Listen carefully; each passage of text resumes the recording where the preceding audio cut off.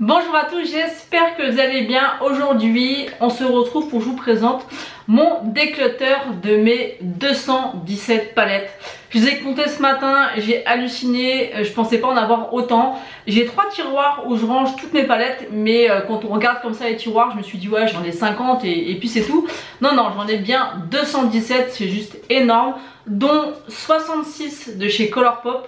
Autant vous dire que j'ai fait le tri et j'en ai retiré aucune de chez Colourpop. Je pense que c'est une réelle addiction. Et il y a d'autres palettes que j'attends, que j'ai commandées, donc ça va venir se rajouter. J'ai quand même fait un tri au début, je voulais faire ça avec vous, vous montrer, mais c'était compliqué à filmer, il y en avait beaucoup trop. Au début je les ai sortis et c'était juste pas gérable. Donc je me suis dit que j'allais tout trier, les mettre sur la table et vous les présenter tout simplement et vous dire pourquoi je les garde pas. S'il y en a certaines qui vous intéressent, je mettrai ça sur ma page Facebook et également sur mon Vinted, donc vous trouverez toutes les infos en barre d'infos. Donc voilà, donc on va commencer, je vais essayer de faire un petit peu par marque. Je vais commencer ce déclutter par la marque Too Faced. J'ai tout d'abord la Natural Matte qui était très jolie, vraiment Too Faced, c'était une marque qui me tenait vraiment à cœur il y a quelques années, c'était la marque à avoir. La marque était ultra pigmentée, moi j'adorais cette marque, j'en ai acheté énormément, j'en ai vendu et donné aussi énormément. Aujourd'hui avec des marques comme Colourpop, Kiko, Beauty Bay, on a des palettes qui sont vraiment haut de gamme, de super bonne pigmentation avec des petits prix, et ça pour moi la qualité n'est plus du tout au rendez-vous et c'est des palettes que j'ai assez utilisées, donc maintenant j'ai envie qu'elles sortent de ma collection. Donc on a celle-ci, ensuite on a la Natural Eyes, donc elles sont toutes bien utilisées, je ne sais pas si je peux vous montrer de plus près, mais la plupart ont été bien utilisées. Ensuite on a la Boudoir Eyes, alors celles-ci elles ont été reformulées et repackagées dans d'autres packaging, donc n'hésitez pas à aller voir sur Sephora si ça vous dit. Je ne sais pas s'ils ont changé la qualité des fards, mais là pour les avoir retestés, pour moi c'est plus possible. Donc la Boudoir Eyes elle est comme ceci, et celle-ci je l'ai vraiment beaucoup utilisée. Il y a notamment celui-ci qui est complètement terminé, donc celle-ci elle sort aussi de ma collection. Ensuite la dernière de chez Too Faced, c'est celle-ci, c'est vraiment à contre-cœur parce que je suis toujours séduite par les coffrets que sort Too Faced à Noël. Ça donne envie, mais au final je les achète parce que je les trouve jolies, mais je m'en sers absolument jamais. Du coup celle-ci c'est l'édition 2018 qui était avec un agenda. Elle est jolie, il y a des belles couleurs à l'intérieur, donc vous avez vraiment plein de couleurs avec un highlighter, un blush et un bronzer. Celle-ci elle est quand même mieux pigmentée que les petites palettes comme ça. Je trouve que la qualité est quand même meilleure, mais je m'en sers absolument jamais et je trouve ça dommage parce qu'elle est quasi neuve. Je me suis servi peut-être 1 ou 2 fois, donc je verrai bien sûr si j'arrive à la vendre. Si c'est pas le cas, je la donnerai à des amis. Donc voilà pour ce qui est de chez Too Faced. Ensuite on va passer à la marque Zoeva. Et là j'ai 5 palettes à vous présenter et que je sors de ma collection. Zoeva pareil, à l'époque c'était une super marque, petit prix, innovante, les palettes étaient à une vingtaine d'euros, donc ça restait correct. Le design des palettes était vraiment super sympa, même le format. Les fards se travaillent très bien, mais au niveau de la pigmentation c'est plus possible du tout. C'est vraiment pas bon. Donc on a la Spice of Life qui était une des dernières qu'ils ont faites. Je me suis dit peut-être qu'ils ont reformulé leur fard. C'est un petit peu mieux que les précédentes, mais c'est pas encore ça. Donc je m'en sers absolument jamais non plus. Donc elle sort de ma collection.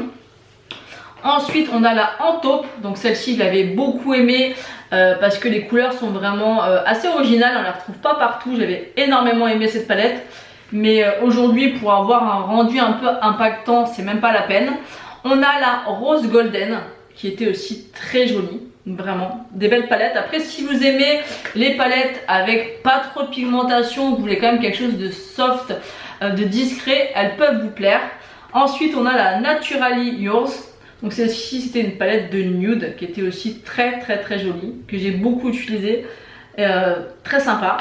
Et ensuite on a la Cocoa Blend. Celle-ci elle avait fait le buzz complet à l'époque où elle était sortie. Toutes les youtubeuses ou celles qui aimaient le maquillage avaient cette palette.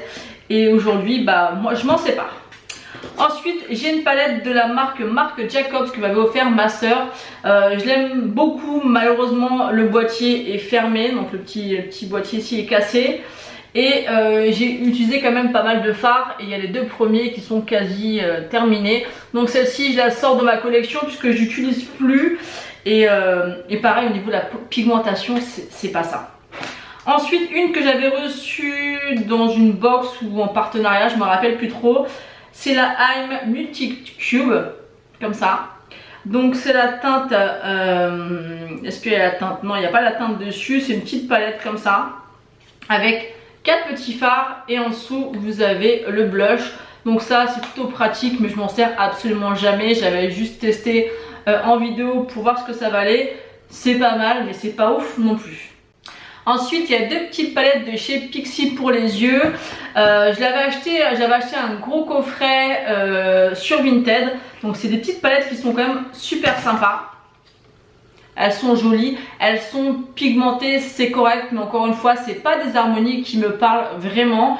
Je retourne jamais vers elles pour les utiliser, du coup je préfère m'en séparer, peut-être que ça plaira à une autre personne que moi. Ensuite j'ai mis une de chez BH Cosmetics, de cette gamme là j'en ai plusieurs. Celle-là c'est la Chilling in Chicago, je crois que je dois avoir 6 ou 7 palettes dans cette gamme là. Et celle-ci en fait c'est celle que je me sers le moins souvent.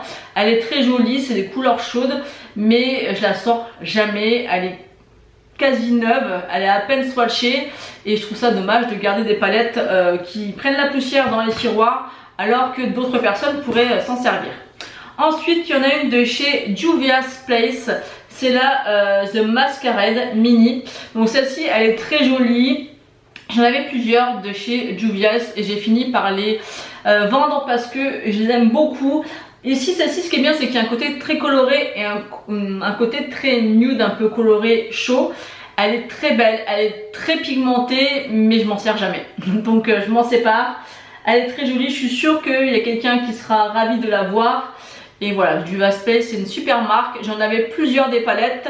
La pigmentation est vraiment dingue, mais dingue de chez dingue. Mais au final, je m'en sers pas. Ensuite, on a celle-ci. Et celle-ci, c'est vraiment une valeur sentimentale car c'est une des toutes premières palettes que je me suis commandée et que j'ai longtemps attendue parce qu'elle venait des États-Unis et que j'ai adoré. C'est la marque Coastal Scents. Et Coastal Scents, il y a 10 ans en arrière, c'était la marque américaine. Et ça n'existait pas encore, il me semble, Colourpop. Et c'est des fards où vous pouvez créer vous-même vos propres fards. Il y avait déjà des duochromes à l'époque dans cette marque. On pouvait créer nos propres palettes. J'en ai déjà, d'ailleurs j'en ai 3 des palettes. Je sais pas où elles sont d'ailleurs parce que je les ai pas vues dans mon tri-palette. J'ai dû les ranger ailleurs. Et c'est vraiment des palettes qui étaient de très bonne qualité à l'époque. Et celle-ci c'était une palette avec 252 couleurs. Alors imaginez, pour moi j'avais l'impression que je pouvais faire tous les maquillages. Donc elle est un peu cracra parce qu'elle est vieille et qu'à l'époque je l'utilisais beaucoup. Donc vous avez celle-ci, donc vous avez du vert, un peu de marron et du bleu. Ça sent, c'est marrant parce que ça sent la peinture pour enfants. Ensuite on a ce côté là. Donc là c'est vrai qu'il y avait vraiment de quoi faire au niveau des couleurs. Et j'ai fait vraiment beaucoup de maquillage, je m'en suis énormément servi. Je l'ai retestée il n'y a pas longtemps et elle fonctionne très bien. Vraiment elle fonctionne bien. Parce que les couleurs sont quand même bien pigmentées, il n'y a pas de problème même avec le nombre d'années que je l'ai. Et il y a celui-ci qui est un petit peu plus mat, un petit peu moins voyant au niveau des couleurs. Vous avez des lignes à chaque fois de couleurs comme ça. Et je me rappelle plus combien elle coûtait à l'époque. Et ce qui est plutôt pas mal, c'est que vous avez une boîte où vous pouvez les rajouter comme ça avec les petites languettes. Et à l'époque c'était vraiment la mode et tout le monde avait ce genre de palette. Et vraiment la marque Coastal Scents elle existe toujours. Et vous pouvez personnaliser vos palettes et c'est vraiment une bonne qualité par contre de fard. Ensuite chez Urban Decay je me sépare de la Naked 3. Je garde la Naked 2 parce que c'est vraiment la première palette de marque que j'ai achetée. Enfin que j'ai pas acheté d'ailleurs, qu'on m'a offerte et c'est une valeur sentimentale et c'est la Naked 2, c'était la palette à avoir. J'ai gardé aussi la Naked 1 et celle-ci au final c'est celle qui m'a le moins séduite. Je l'ai quand même pas mal utilisée mais c'est comme Too Faced, la qualité est moindre, mais vraiment moindre avec tout ce qu'on peut voir aujourd'hui. Donc je vais beaucoup me répéter mais si je m'en sépare c'est un peu pour les mêmes raisons. C'est ou parce que je me dirige pas vers ces palettes par rapport aux couleurs, ou que j'en utilise d'autres qui me plaisent davantage, ou alors vraiment une question de pigmentation. Ensuite on a la électrique de chez Urban Decay, elle est vraiment jolie, on a des fards qui sont juste incroyables à l'intérieur. Bon, moi elle est complètement cassée, il y a le phare bleu qui s'est brisé, la pigmentation est dingue, je l'ai souvent gardée pour garder justement des fards un petit peu iconique à l'époque, mais aujourd'hui bah ça vaut plus le coup. En plus elle est vraiment très abîmée, donc je la garde pas. On peut trouver des fards néon par exemple sur Beauty Bay qui sont aussi bien pigmentés et beaucoup moins chers qu'Urban Decay. Ensuite on a Makeup Revolution, là j'en ai gardé je crois aucune, je crois que j'en ai gardé aucune. Il y a celle-ci que j'avais eu dans un swap, elle est jolie, elle est pas mal au niveau de la pigmentation, mais je l'ai absolument jamais utilisée et je pense que j'utiliserai jamais. Celle-ci elle est juste swatchée, elle est toute neuve, donc elle trouvera une autre famille que moi. Ensuite on a la By Petra, alors celle-ci je l'ai vraiment utilisée énormément de fois. J'aimais beaucoup cette palette parce que vous avez vraiment deux ambiances, un peu plus chaude, un peu plus froide. On pouvait faire beaucoup de maquillage avec, elle était vraiment pas mal au niveau de la pigmentation, c'était très correct. Mais c'est plus une palette qui me donne envie. Ensuite j'ai les trois palettes Reloaded comme ceci. Donc ça je les avais achetées au tout début de ma chaîne. J'ai acheté énormément chez Makeup Revolution parce que j'avais peu de budget et que c'était vraiment une marque très abordable. Mais aujourd'hui voilà, c'est plus ce qui me convient. Ça reste correct mais je m'en sers pas tout simplement. Donc on a la fondamentale, on a la provocative et on a la iconique 3.0. Et ce qu'il faut savoir dans ces petites palettes là, c'est qu'ils ont fait pas mal de dupes de grandes palettes. Donc si vous n'avez pas forcément les moyens, allez voir sur différents sites, ils font les comparaisons et ça peut valoir le coup parce que ces palettes là coûtent 5 € à peu près. Enfin à l'époque elles coûtaient 5 €, elles sont peut-être un petit peu plus chères aujourd'hui, mais je pense pas que ça doit dépasser les 7 € et elles valent le coup parce qu'elles sont quand même plus pigmentées. Pour avoir testé pas mal de palettes de chez Makeup Revolution, je trouve que celle-ci, alors j'ai pas testé les Reloaded en format métal, apparemment c'est les meilleures. Moi de celles que j'ai testées, celle-ci c'est les mieux. Et pourtant c'était celle qui était le moins chère. Et ensuite on avait celle-ci qui était en format de tablette de chocolat. C'était un peu l'inspiration Too Faced, les chocolate bars de l'époque.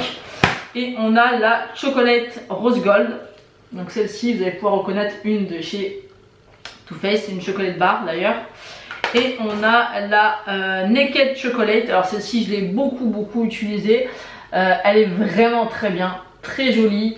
La pigmentation très correcte, mais j'ai plein de nude et c'est vrai que c'est pas des qualités de dingue, donc je préfère m'en séparer. Ensuite on a trois petites palettes de la marque Fab Factory qu'on trouve chez Action. Alors autant il y a pas mal de palettes que j'en ai gardé 6 de chez Action, mais des grandes palettes, pas ce format là, qui sont très bien au niveau de la pigmentation.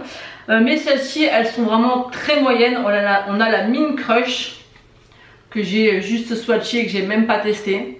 Voilà, les harmonies sont jolies mais je sais que j'utiliserai pas, donc ça sert à rien de stocker des choses que je garderai pas.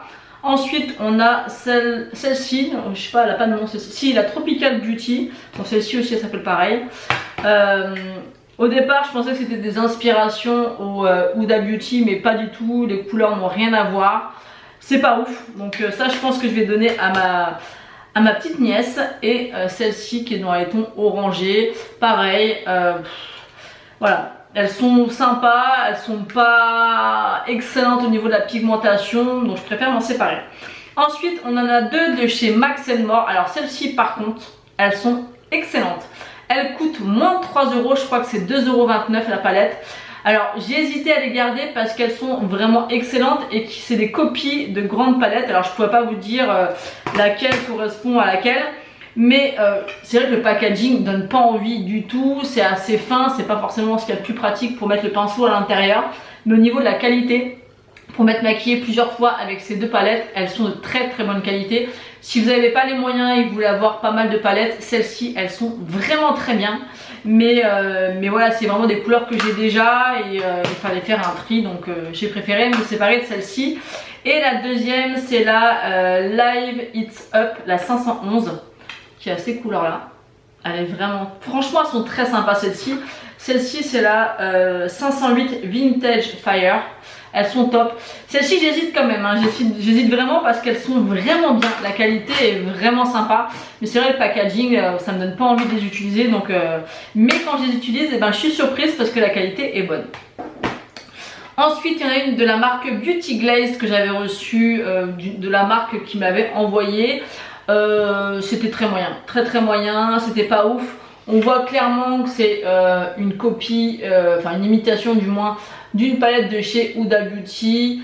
Ouais, non, c'était pas ouf. Packaging mignon, mais non, c'est pas le genre de palette qui m'a séduite.